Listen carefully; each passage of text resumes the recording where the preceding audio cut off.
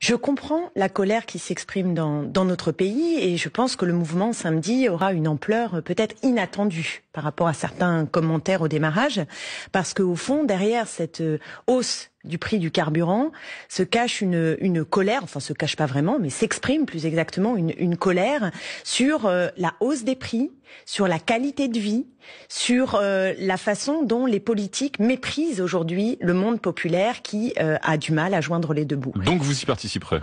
Donc j'entends cette colère, mais je ne participerai pas personnellement. D'ailleurs, je ne crois pas que ce soit la demande de ceux qui ont initié ce mouvement. C'est un mouvement citoyen où effectivement l'extrême droite a tenté de mettre son nez et de récupérer. Mais il y a un mouvement citoyen avec peut-être des mots d'ordre qui ne sont pas forcément identiques en fonction des personnalités ou des citoyennes et citoyens qui y vont pour exprimer cette colère.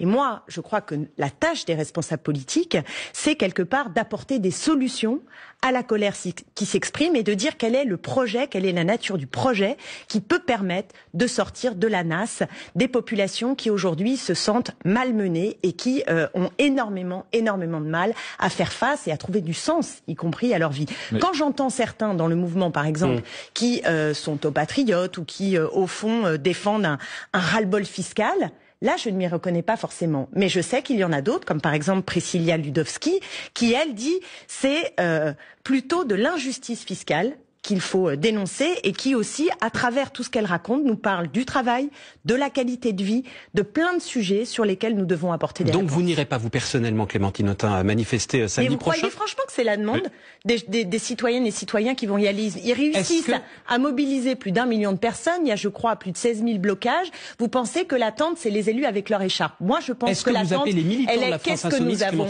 à dire ? Est-ce que vous appelez les militants de la France Insoumise à y aller en masse et à bloquer le pays à partir de samedi ? J'appelle les militants de la France Insoumise et j'appelle aussi toutes les forces sociales. Je pense aux 23 ONG hier qui, du côté de l'environnement, 23 ONG ont fait un appel aux politiques. C'était sur France Info hier matin. C'était sur France Info et qui disent politiques, prenez vos responsabilités. Moi, j'appelle les forces politiques progressistes qui veulent la transformation sociale et écologique à dire clairement ce que nous voulons derrière. Et ce que nous voulons derrière, c'est la justice fiscale, c'est qu'on commence par taxer Total avant de racketter les automobilistes, c'est qu'on nous dise comment on permet qu'il y ait demain des transports publics pour avoir une alternative à la voiture, c'est qu'on nous parle très clairement de comment on répond au rapport du GIEC qui dit que sur la question de la transition écologique, nous n'avons plus le temps, il faut prendre des mesures, comment on accompagne tout le monde pour avancer vers cette préoccupation écologique. Et j'en veux au gouvernement. Je veux le dire solennellement, j'en veux au gouvernement, parce qu'aujourd'hui, avec cette mesure isolée,